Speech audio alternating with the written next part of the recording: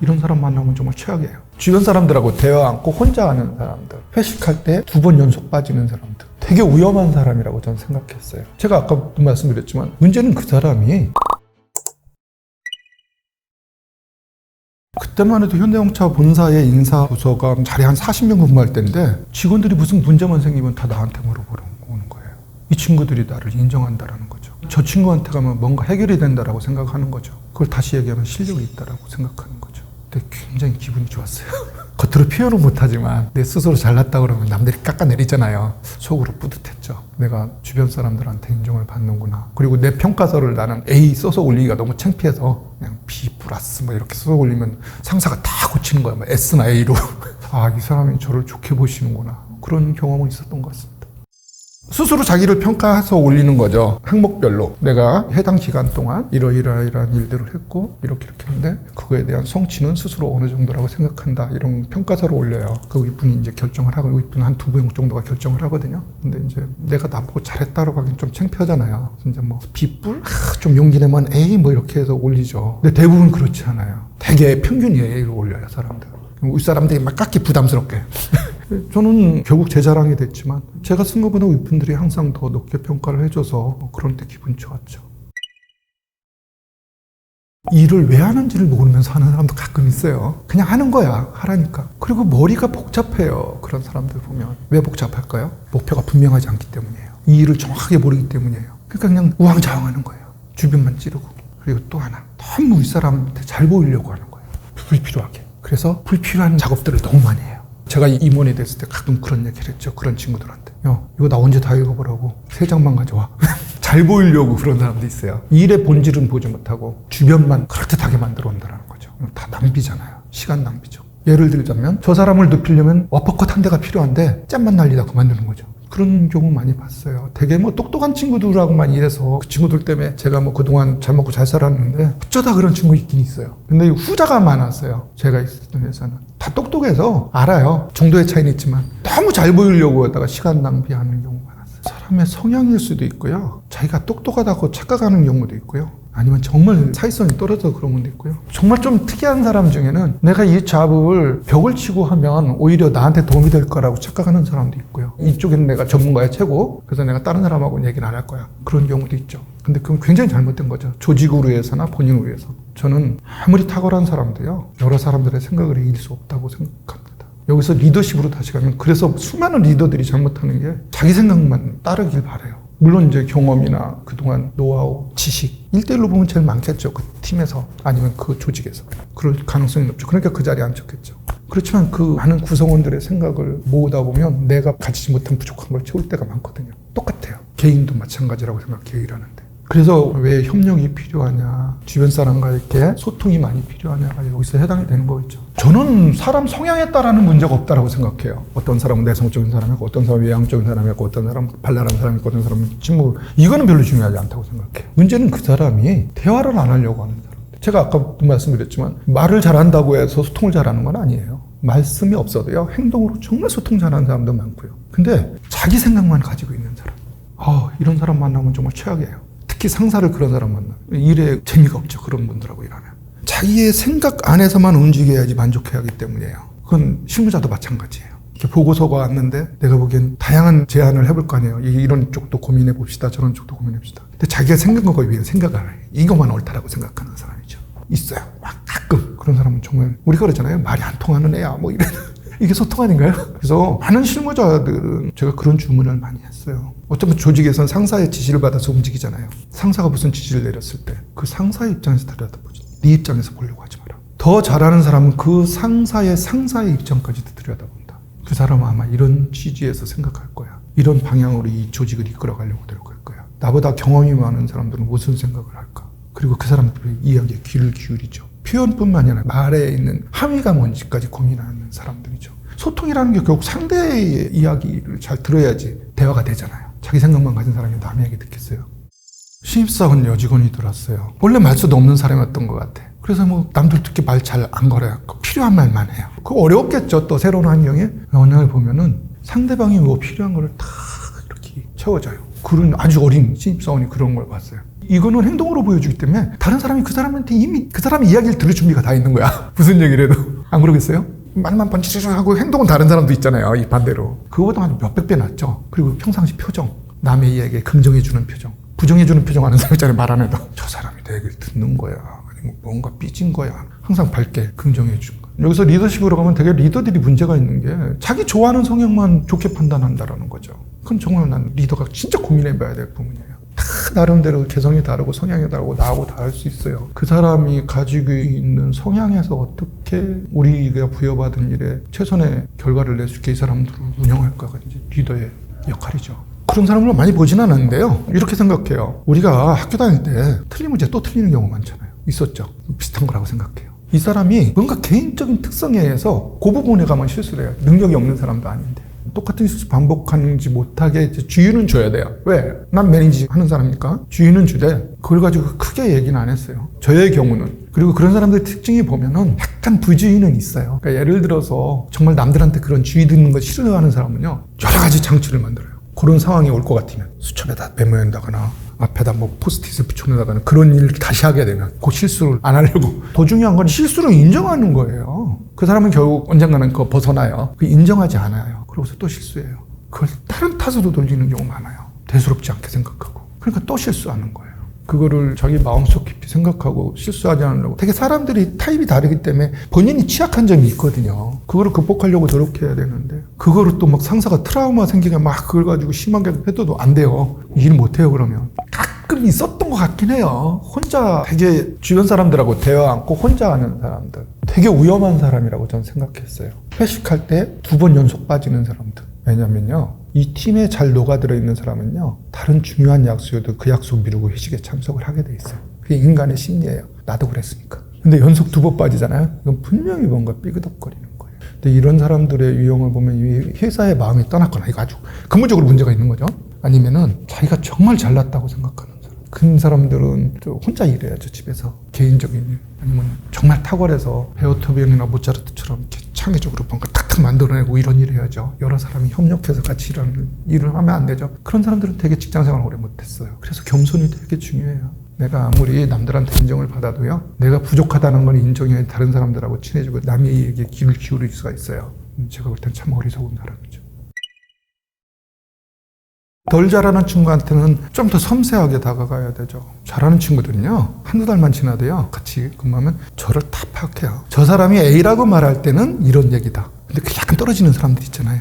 그런 사람들은 항상 앉혀놓고 지시를 그냥 상세하게 하죠. 적어줘요. 때론. 이 사람이 고민할 거 뻔히 하니까 내 성적이다 이 녀석 분명히 다시 와서 물어보지도 않을 거야. 막 이런 생각 딱 하면서. 그래서 항상 저는 사람을 개별적으로 똑같이 대하면 안 돼요. 그 사람에 맞게 대해줘야 그 친구도 편하죠. 처음에 그런 게 좀 늦었던 친구가 후에는 더 잘하는 친구도 생겨요. 노력을 하기 때문이죠. 그리고요, 모든 거는, 이 상사가 자기한테 관심이 있다. 나한테 배려를 많이 해준다 생각하면요. 아주 세상에 못된 놈 아니면 다 열심히 해요. 되게 나는 조직의 문제는 리더한테 있지, 구성원한테 있다는 생각은 별로 안 했어요. 쟤는 정말 일하기 힘들어요. 그런 친구도 같이 일해봤지만, 왜 그러는지를 파악하고 그 친구에 맞게 해주면 정말 날밤 새우면서 일하는 것 같아요.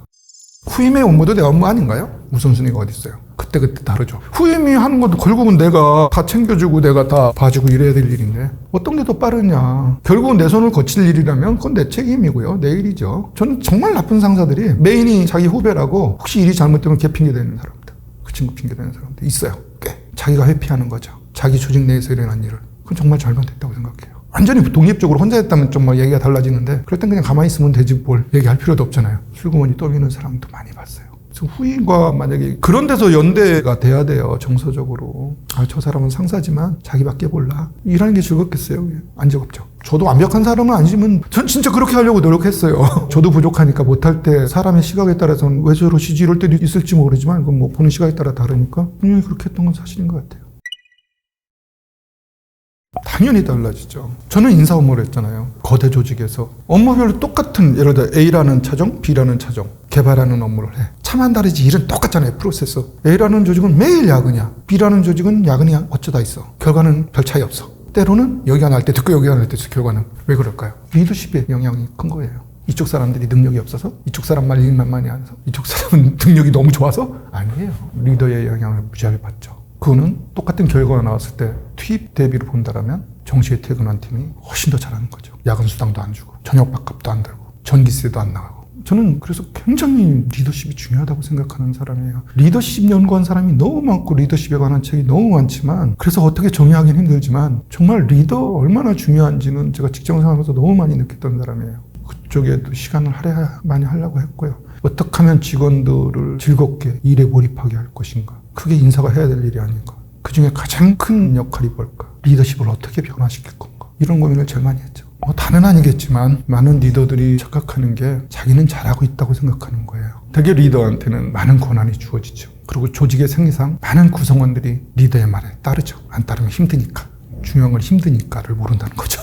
그래서 대개 자기는 잘한다라는 거예요. 거기다 한 단계 더 나가면 자기 말이 다 옳다고 생각해요. 거기서 생기는 조직 내에 엄청난 갈등이 생기죠. 낭비 요소가 생긴다는 얘기죠. 제가 볼 땐 리더가 그런 건 정말 생각해 봐야 돼요. 되게 권한이 주어지고 지위가 주어지면요, 자기 생각이 옳은 줄 알아요.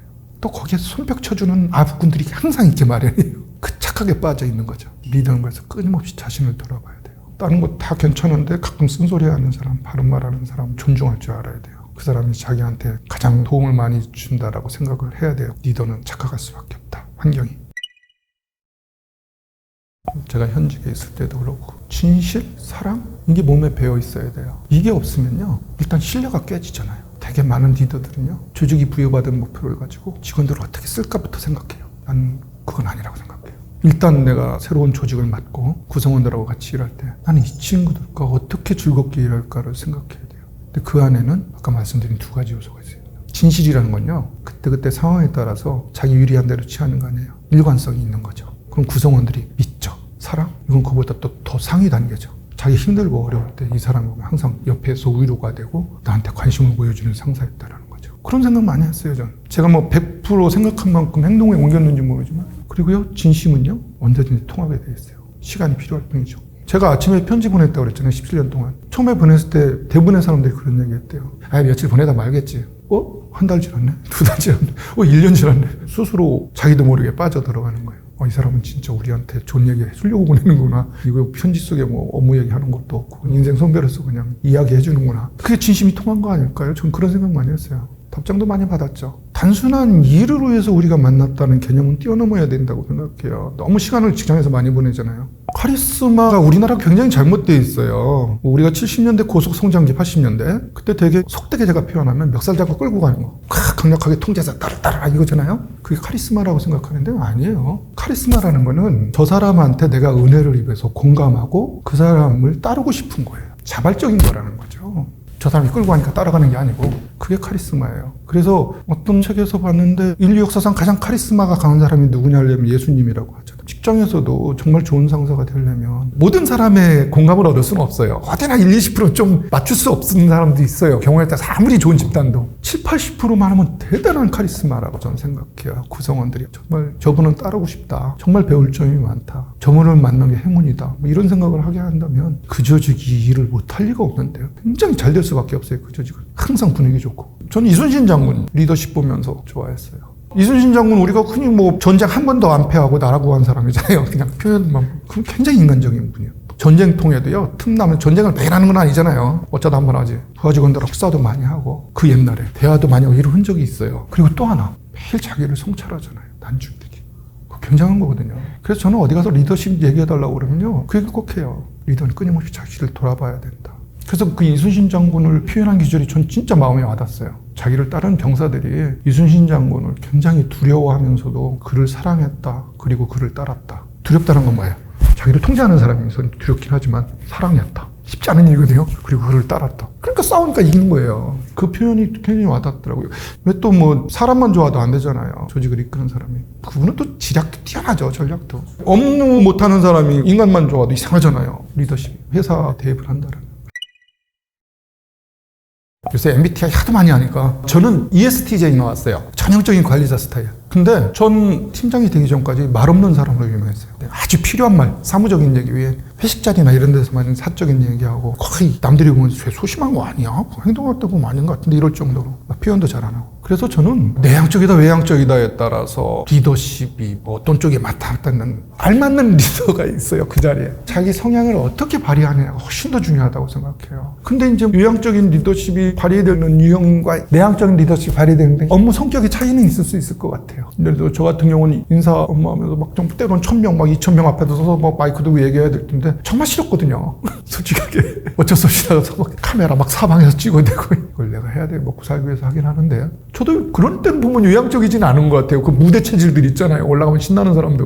그렇진 않았어요. 한정하고 싶지는 않아요. 그 사람이 성향이 쉽게 안 바뀌잖아요. 그 안에서 얼마든지 개발할 수 있다고 생각해요. 제가 팀장이 되기 전에 말 수 없는 사람으로 유명했던 사람이 팀장이 되고 나서 막 하다 보니까 지금은 말 수 많은 사람 된 것처럼 개발하고 자기 필요에 맞게 할 수 있다고 생각해요. 본인이 얼마나 목표를 가지고 노력하냐에 따라 달라지겠죠.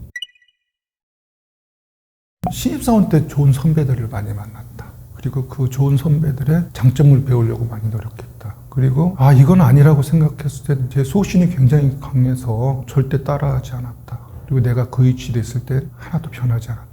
내가 신입사원 때 가지고 있던 마음가짐, 내가 이게 옳다라고 생각하는 가치대로 가져갔다. 그리고 왜 다른 조건들은 너무 부지런하다. 신입사원 때부터 그만두는 날 아침까지 거의 사무실에 제일 먼저 나왔던 것 같아요. 습관이 되면 굉장히 편해요. 남들이 너 이상한 사람 아니야 그러는데 습관은 정말 편한 거잖아요. 매일 그렇게 출근했어요. 그런 것들, 건강했던 거, 체력이 남달랐다. 뭐 그 정도요?